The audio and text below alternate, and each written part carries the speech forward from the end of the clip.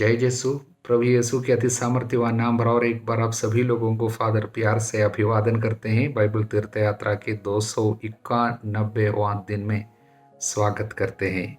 सबसे पहले प्रवक्ता ग्रंथ के 29वां अध्याय chapter 29 of book of Sirach. मुख्य संदेश यह है कि अपने पास जो धन प्रभु सौंपते हैं हमारे पास, उसको प्रभु की महिमा के लिए इस्तेमाल करनी चाहिए। सबसे पहले उधार देने की बातें बताई गई है। जो भी मांगते हैं उनको उधार देना चाहिए। विशेषकर गरीब लोग अपनी कुछ मदद मांगेंगे, जरूर देना चाहिए। भले ही प्रवक्ता ग्रंथकार हमको ये बताते हैं, अनेक लोग ऐसा है जो उधार को संयोग से मिला खजाना समझते हैं और जिन्होंने उनकी सहायता की है उनको दुख और कष्ट पहुंचाते हैं, क्योंकि वापस नहीं देते, लौटाने के समय में गायब हो जाते। ऐसे लोग हैं। फिर भी हमको उधार देना चाहिए।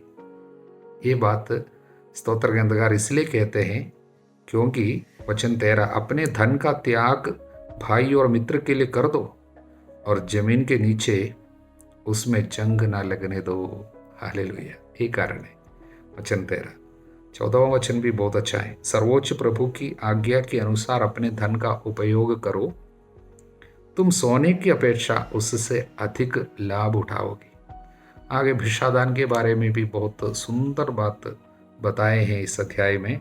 अपनी भिक्षा दरिद्र के हृदय में संचित करो और वह हर प्रकार की बुराई से तुम्हारी रक्षा करेगी। दान बुराई से रक्षा करती है, भिक्षादान। और एक बात बताई गई अगला वचन में, वो पक्की ढाल और भारी भाले की अपेक्षा अधिक अच्छी तरह से तुम्हारे लिए शत्रु से लड़ेगी। हमारी ओर से शत्रु से लड़ेगी कौन? हमारा दान। जो भिक्षा दान हम करते हैं, गरीबों के लिए जो दान देते हैं, प्रभु की सेवा के लिए जो देते हैं, वो हमारी ओर से लड़ने आएगी। पक्की ढाल से, भारी भाले से भी अच्छी तरीके से वो हमारे लिए मदद करेंगी युद्ध में। अंधकार की शक्तियों के साथ हम लोग युद्ध में तो है बराबर। हर एक आध्यात्मिक व्यक्ति युद्ध क्षेत्र में, इस युद्ध में हमारी भिक्षा हमारी मदद करेंगे, हमारी ओर से लड़ेंगे। बहुत सुंदर वचन। और आगे जमानत के बारे में बताया गए हैं। इस तरह ये अध्याय मुख्य रूप से यह संदेश देते हैं कि पैसा प्रभु का है, ओनरशिप उसका है, हमारे हाथ में इसलिए दिया गया कि हम उसकी इच्छा के अनुसार इस्तेमाल करें। मेरा है, अपना है सोचकर नहीं रखना, क्योंकि संपत्ति प्रभु की है, प्रभु की ओर से आई हुई है। हमारे हाथ में कुछ समय के लिए दिया हुआ है, हम केवल कारिंदा मात्र है। इसलिए प्रभु की महिमा के लिए इस्तेमाल करना, किसी किसी को समय पर देने के लिए हमारे हाथ में दिया है, उसको देते जाना, इस तरह प्रभु की महिमा करते जाना, ये सबसे मुख्य कार्य। हालेलुया। यिर्मयाह के अध्याय 23 में हम चरवाहों के विरुद्ध प्रभु के दोषारोपण सुनते हैं। प्रभु कहते हैं, लोगों के ऊपर आई हुई सारी विपत्तियों के पीछे चरवाहों का पाप है।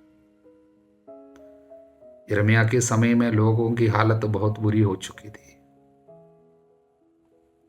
लोग तितर बितर हो चुके थे। कुछ लोग बाबुल पहुंच गए, निर्वासन में, गुलामी में। कुछ लोग शरणार्थी बनकर मिस्र चले गए। इसके सब पीछे प्रभु का वचन बताते हैं, पुरोहित, राजा और नबी, इन तीनों लोगों के पापाचरण, वे बड़े बड़े पापों में जीवन बिताते थे, इसलिए लोग पापों में फंस जाते थे। अगर अच्छे राजा होते, पुरोहित धर्मी होते और नबी सच्चे होते, तो लोग इस तरह की विपत्तियों में नहीं फंसते, लोग पाप नहीं करते, इतने बड़े पापों में, मूर्ति पूजा में सब जीवन नहीं बिताते, अगर राजा प्रभु पर श्रद्धा रखने वाले होते। हालेलुया। यहाँ पर क्या हुआ? पुरोहित, राजा और नबी, ये तीनों विधर्मी बन गए, इसलिए देश भर में अधर्म फैल गया। 15वां वचन में प्रभु कहता है, यहाँ के नबियों के कारण जेरूशलेम में देश भर में अधर्म फैल गया। हालेलुया। वास्तव में ये बहुत ही सच्ची बात है। आज के ज़माने में भी ये सार्थक उतरता है। एक देश के राजा या नेता खराब जीवन बिताते हैं, देश भर में उसका असर आ जाता है। एक पुरोहित पाप का जीवन बिताते हैं, उनको सौंपे हुए सारे लोग आध्यात्मिक रूप से टंडे हो जाते हैं। हालेलुया। इसलिए प्रभु ये कहते हैं, जिनको ज़्यादा दिया गया उनसे ज़्यादा मांगा जाएगा। उनके ऊपर कठोर विपत्ति दंड प्रभु भेजेगा। उनको सौंपे हुए लोगों के लिए प्रभु के सामने ये देना पड़ेगा, अकाउंट देना पड़ेगा, हिसाब देना पड़ेगा, हिसाब चुकाना पड़ेगा। हालेलुया। इसलिए इस अध्याय में उनके विरुद्ध कई बातें बताए गए हैं, लेकिन उसके बीच में एक बहुत सुंदर वायदा, एक मसीहानिक प्रॉमिस, एक भविष्यवाणी।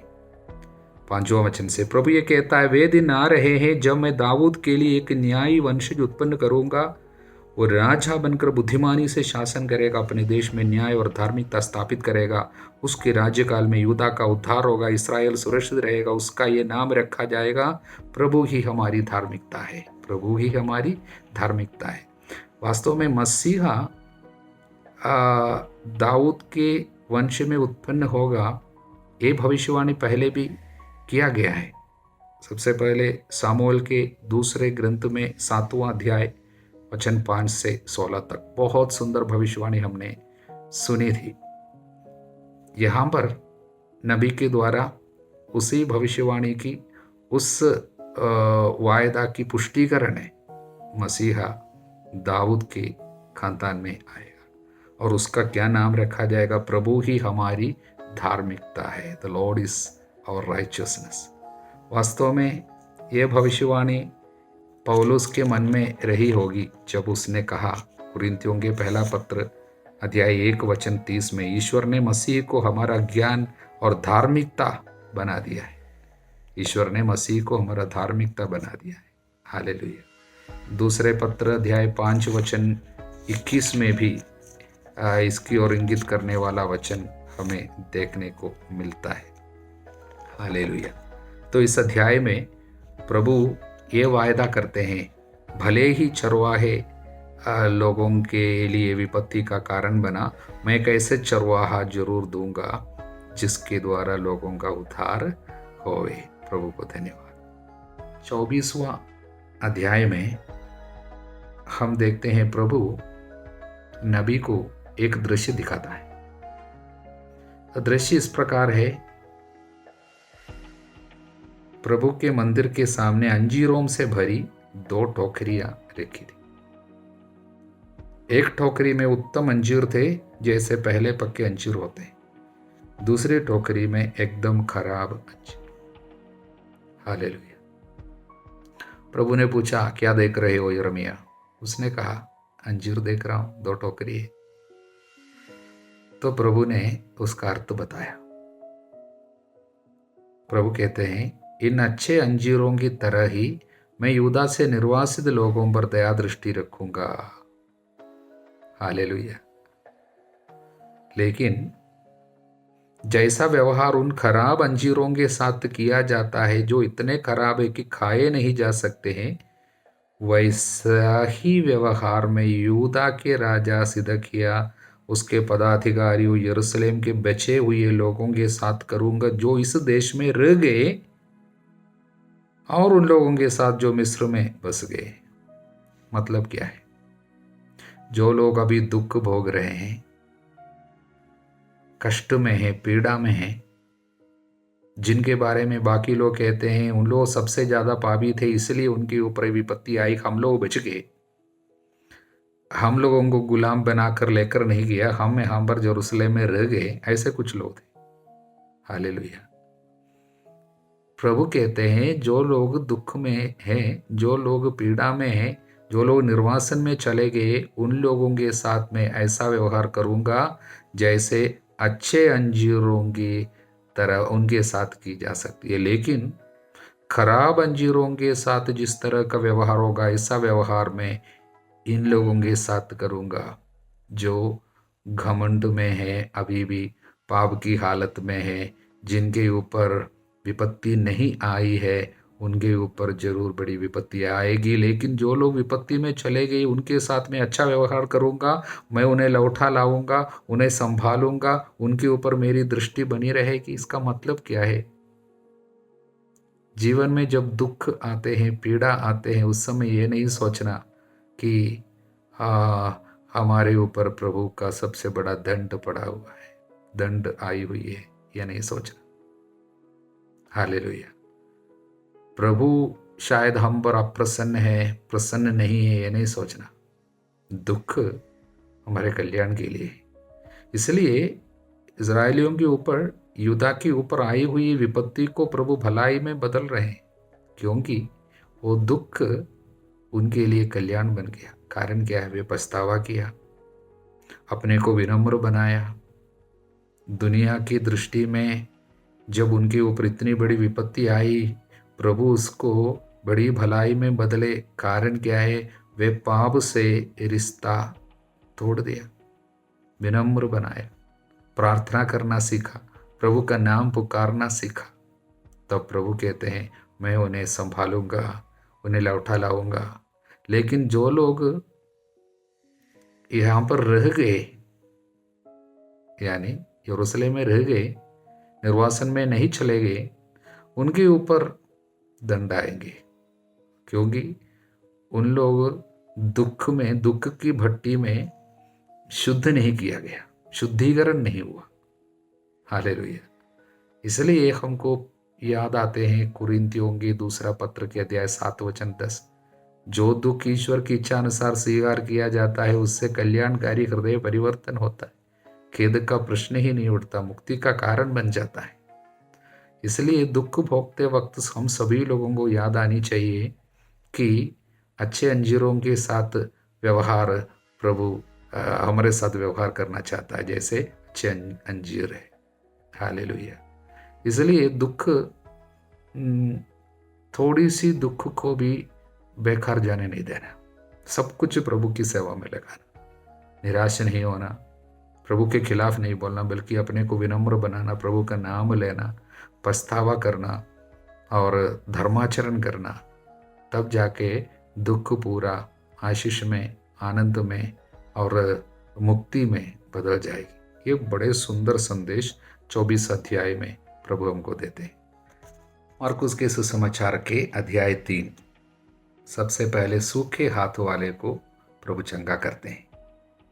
उसके बारे में ऐसा लिखा है, ईसा सभागृह गए, वहां एक मनुष्य था जिसका हाथ सूख गया था।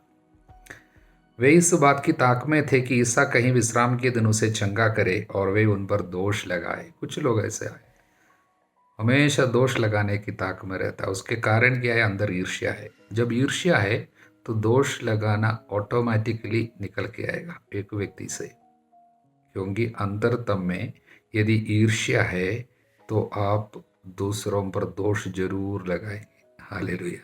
इसलिए दोष लगाने वाले बैठे। और तब ईसा ने सूखे हाथ वाले से कहा, बीच में खड़े हो जाओ।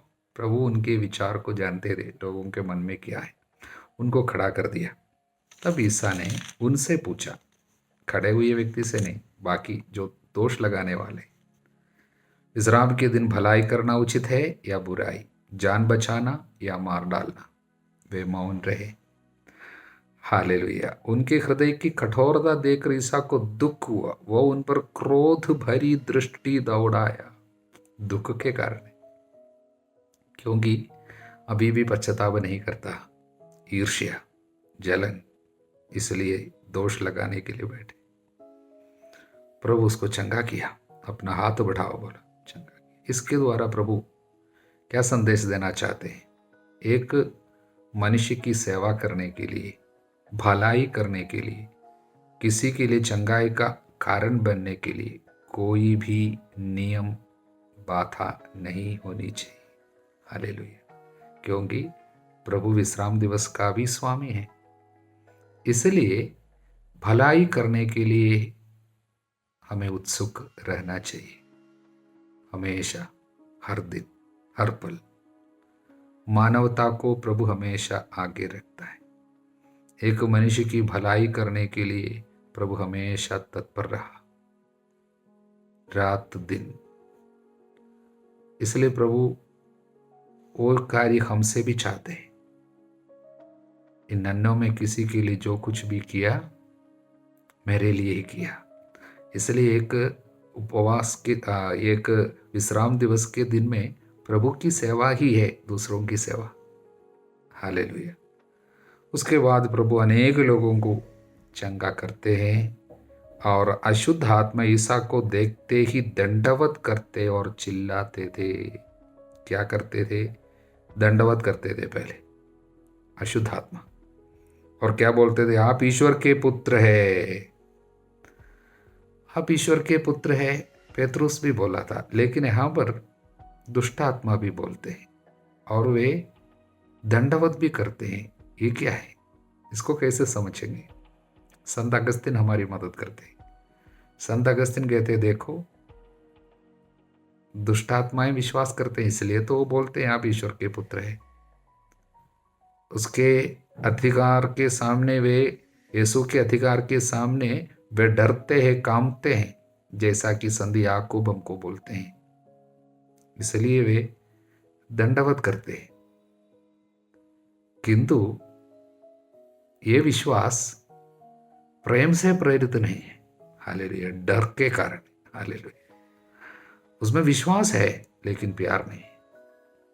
प्यार के बिना, प्रेम के अभाव में, चाहे आपका विश्वास इतना ज्यादा है कि आप पहाड़ों को भी दूर कर सकता है, पहाड़ों को भी हटा सकता है, इतना विश्वास है, किंतु प्रेम के अभाव में कुछ भी नहीं है, जैसा कि संत पौलुस के द्वारा वचन हमको बताते हैं। यहां पर दुष्ट आत्मा विश्वास तो करते, यीशु है वो जानते, ईश्वर का पुत्र वो भी जानते, प्यार नहीं। हालेलुया। इसलिए संदेश क्या है? जब हम में विश्वास है, हम में अनेक लोगों में विश्वास है, क्योंकि बचपन से हम जानते हैं यीशु ईश्वर का पुत्र है, माता पिता से हमको विश्वास की कृपा मिली। लेकिन यदि प्यार अभी नहीं है, यीशु के प्रति एक व्यक्तिगत प्यार, पैशनेट पर्सनल लव, वो लगता नहीं है, हृदय में कुछ भी नहीं है, खाली खाली सूखा सूखा। लेकिन विश्वास है, मालूम है प्रभु है, लेकिन प्रार्थना करने में कोई रुचि नहीं है, गिरजा जाने के लिए उत्साह नहीं है, वचन पढ़ने के लिए तत्परता नहीं है। कारण क्या है? प्यार नहीं है। लेकिन मालूम है यीशु ईश्वर का पुत्र है। हमारा विश्वास और शैतान के विश्वास में कोई फर्क नहीं। हालेलुया। इसलिए प्यार होना बहुत जरूरी है। इसलिए प्रभु ने पेतरुस से पूछा, क्या तुम मुझे प्यार करते हो? हालेलुया। उसके बाद 12 प्रेरितों का चुनाव है। ईसा उनको पास बुलाया जिनको वे चाहते थे, पास बुलाया, वे उनके पास आए। सब 12 को नियुक्त किया जिससे वे लोग उनके साथ रहे। 12 को क्यों बुलाया? उनके साथ रहे। बुलाए जाते हैं आज भी, जिससे हम साथ रहे, पास रहना। वह उन्हें अवधूतों को निकालने का अधिकार देकर सुसमाचार का प्रचार करने भेज सके। उसके लिए क्या करना है? पास रहना। अधिकार चाहिए अवधूतों के ऊपर, पास रहना। सुसमाचार सुनाने वाला बनना है, पास रहना। जाना है साक्षी बनकर, पास रहना पहले। हालेलुया। और 12 को नियुक्त किया, उनका नाम है प्रेरितों का 12 लोगों का नाम सीखना। हालेलुया। सिमोन सबसे पहले वो ही आता है। शिष्यों में, ये 12 प्रेरितों में हम सभी लोग पेतरुस को जरूर जानते हैं। हम सभी लोगों के स्वभाव से उसका तालमेल होता है, उसका स्वभाव मिलता जुलता है। कभी इतना विश्वास कि पानी के ऊपर चलता है, कभी इतना ठंडा कि पानी में डूब जाता है। विश्वास में संदेह होता है। कभी बोलता है मैं मरूंगा तो मरूंगा, लेकिन तुझे नहीं छोड़ूंगा, नहीं त्यागूंगा। लेकिन एक मामूली स्त्री के सामने घबराता है और श्राप देता है प्रभु को, बोलता है मैं नहीं जानता उसको। हालेलुया। लेकिन इन 12 लोगों में ऐसा कोई नहीं है जिनमें कोई कमी ना हो, और ऐसा कोई नहीं है जो बहुत पढ़े लिखे हो। हालेलुया। सब में कुछ कमी है, सब कुछ ज़्यादा पढ़े लिखे नहीं है, बड़े कोई खूबी इसमें नहीं है। ऐसे लोगों को प्रभु चुना। इसमें कुछ लोग हैं जो एक भाई, 2 भाई है, एक भाई का नाम है योहन, दूसरा का नाम है याकूब। उनको प्रभु ने बोवानेर्गस नाम दिया था अरामी भाषा में। हालेलुया। अर्थात गर्जन के पुत्र। उसका मतलब वे लोग गर्जन के पुत्र थे, उनका स्वभाव ऐसा था। कौन? याकूब और योहन। इन्हीं लोग एक बार समारी लोगों के बारे में बोला, क्या हम स्वर्ग से आग लेकर इनको जला दे? ये दोनों भाई लोग बोले। हालेलुया। गर्जन के पुत्र थे, लेकिन प्रभु के साथ रहकर क्या हो गया? ये याकूब सबसे पहले, ये 12 में सबसे पहले वो क्या बना? वो अपना खून प्रभु के लिए दिया। इसका मतलब वो सबसे पहले शहीद बना। और ये योहन प्रेम का पुजारी बना। प्रेम के बारे में इतना लिखा योहन के सुसमाचार में, योहन के पत्रों में, प्रेम के पुजारी है। कैसे बदल गया वो? साथ रहा। हालेलुया। यहाँ पर फिर अंद्रयस है, फिलिप है, बर्थलोमी। हालेलुया। और मत्ती, थॉमस, अल्फाई के पुत्र याकूब, थदेउस, और सिमोन को जो उत्साही कहलाता था, वो एक आतंकवादी था उस समय, उत्साही कहलाता था। इसका मतलब वहाँ पर एक सेक्ट था, एक प्रकार के एक ऑर्गेनाइजेशन जो रोमियों के खिलाफ हथियार लेने वाले ग्रुप थे, उसमें था ये सिमोन। तो वहां से भी प्रभु आदमी को चुना। और बर्थलोमी जो है नथानियल है। हालेलुया। और मत्ती हम जानते हैं, मत्ती को लेवी था उसका नाम पहले, और चुंगी घर में बैठा था, नाकेदार था, लोग नफरत करते थे उनसे। थॉमस किस तरह विश्वास किया हम जानते हैं। हालेलुया। इस तरह निरे मामूली लोगों को प्रभु बड़े कार्य में इस्तेमाल किया, कारण वे प्रभु के साथ रहा और आत्मा का अभिषेक स्वीकार किया। हालेलुया। प्रभु को धन्यवाद। आगे हम ईसा का चमत्कार सब बेलसेबूल से किया जा रहा, इस तरह उस पर दोष लगाया। पवित्र आत्मा से प्रेरित होकर जब कार्य कर रहा था, इस पर बेलसेबूल यानी शैतान के सबसे बड़ा नेता इस पे सवार है, इस तरह दोष लगाया गया प्रभु पर।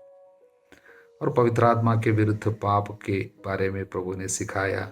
जब आत्मा किसी पर काम करता है, इसको दुष्ट आत्मा कहना पवित्र आत्मा के विरुद्ध पाप है।